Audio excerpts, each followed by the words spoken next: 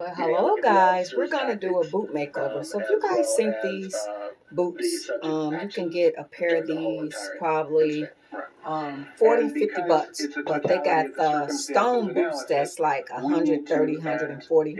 So I basically you want to use E6000. So I started this one.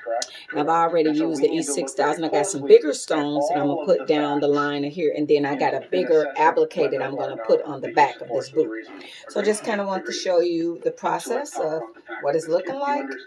And I'm just going to sit down and continue to use the E6000. And when the boot is totally complete, my products is coming from Amazon. So I'm thinking about having them maybe over the weekend. I should have all of the parts.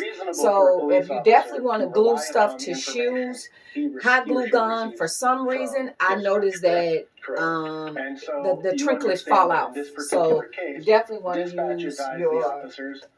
I got these stones from Hobby Lobby, and you want to use E6000. Don't use hot glue when you're doing the shoes, because for some reason, the plastic, when, I don't know, they just fall all off. So I'll show you guys what it looked like when it's all done, and I got a beautiful outfit that I will wear this week. But you guys have an awesome, I believe today is Wednesday. Toodles!